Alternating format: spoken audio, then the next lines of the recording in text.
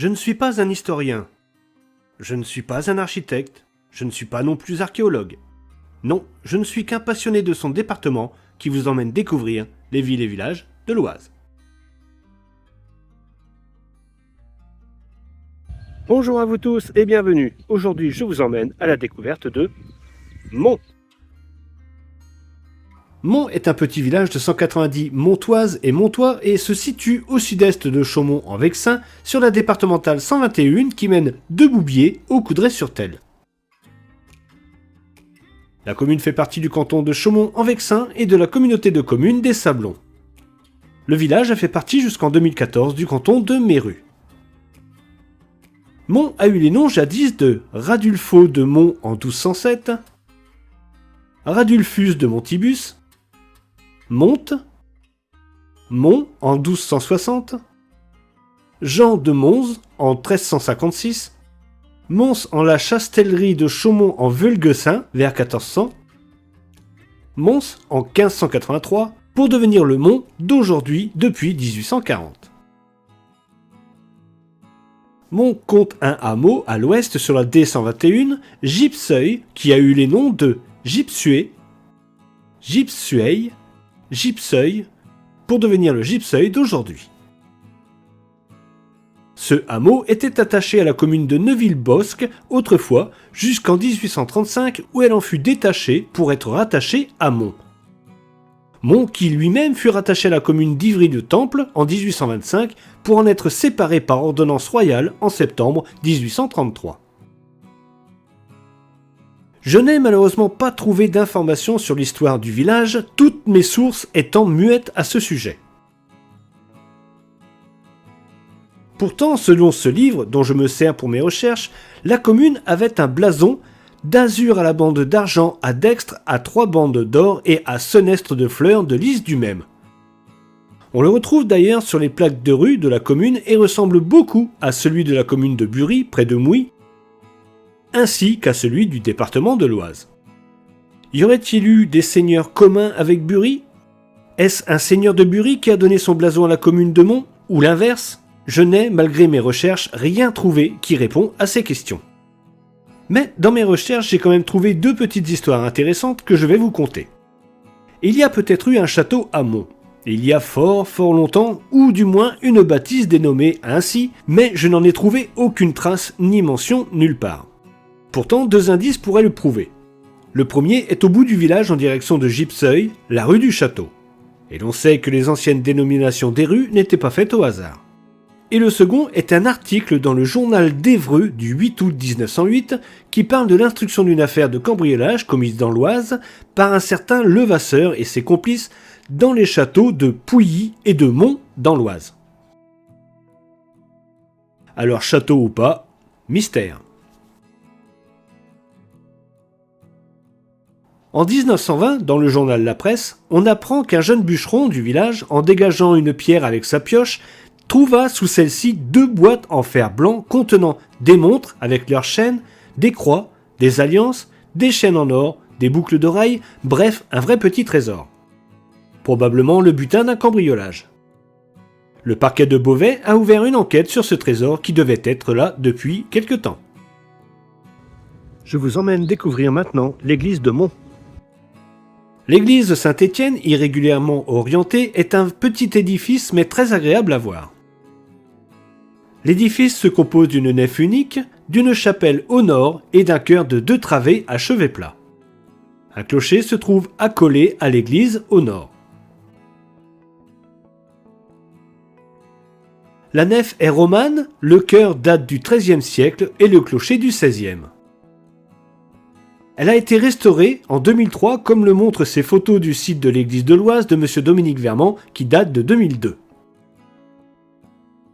Le chœur comprend 3 fenêtres dont une grande baie sur le chevet et la nef 3 petites fenêtres uniquement au sud. Il y a 2 portails, un portail occidental simple avec peut-être la trace d'un ancien blason sur le tympan et un portail sud quasiment identique avec une inscription aujourd'hui presque entièrement effacée. Le clocher se compose d'une base et d'un premier étage avec une unique fenêtre et d'un étage de beffroi avec 2 baies à basson jumelées au nord et au sud et une seule à l'est et à l'ouest. Le clocher se termine par un toit en bâtière. Une petite tourelle d'escalier au nord permet l'accès au clocher. L'intérieur est simple, mais une restauration récente en fait une église propre et bien agréable à découvrir.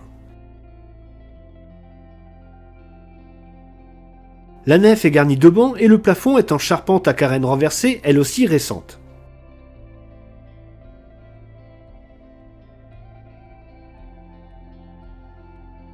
Le chœur et la chapelle sont, eux, entièrement voûtés d'ogives. De l'intérieur de la nef, on aperçoit mieux les anciennes petites fenêtres romanes qui ne laissaient à cette époque entrer que peu de lumière.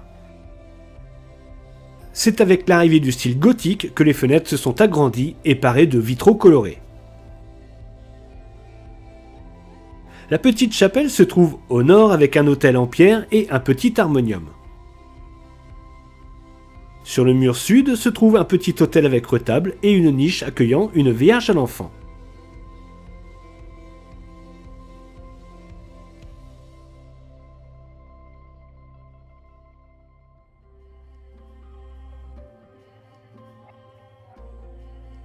Si le chœur accueille un autel liturgique très simple, le chevet plat, lui, est agrémenté d'un splendide maître-autel avec tabernacle et retable.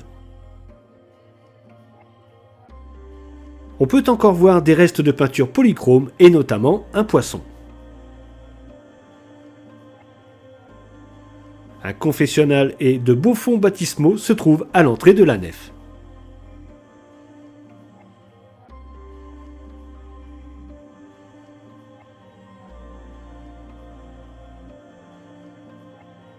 Pour finir, je vous emmène faire un petit tour dans cette belle église Saint-Étienne.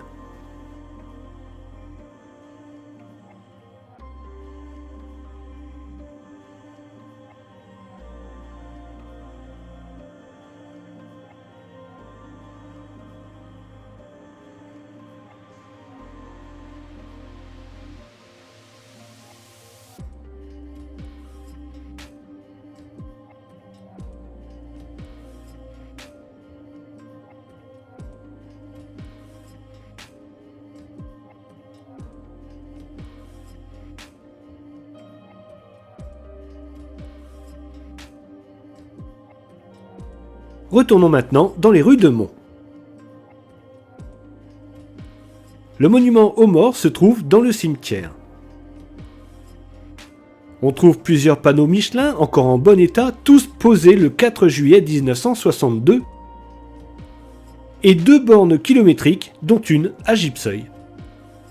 Il y a une croix de chemin à Mont et une autre à Gipseuil.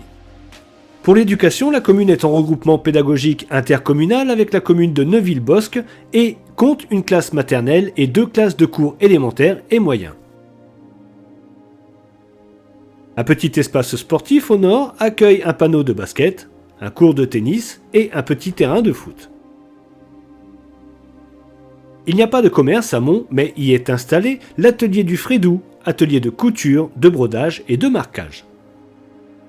Pour la sécurité, la commune dépend de la gendarmerie et du centre de secours de Méru. Voilà, c'est tout ce que je pouvais dire sur ce petit village bien sympathique qui accueille encore quelques petits trésors du petit patrimoine et une bien belle église. Je tiens à remercier Monsieur Bouillant, maire de Mont, pour son aide et son accueil, ainsi que toutes les personnes qui m'ont aidé dans la préparation de cette vidéo. Je vous remercie de m'avoir suivi dans les rues de Mont, et si cette vidéo vous a plu, n'hésitez pas à me le dire en commentaire, à mettre un j'aime, à en parler autour de vous et surtout à partager. Et si le cœur vous en dit, vous pouvez soutenir la chaîne en vous rendant sur ma page Ko-fi, dont le lien est dans la description. N'oubliez pas de vous abonner et d'activer la petite cloche afin de ne pas manquer les prochaines découvertes. A bientôt. Au revoir Mont.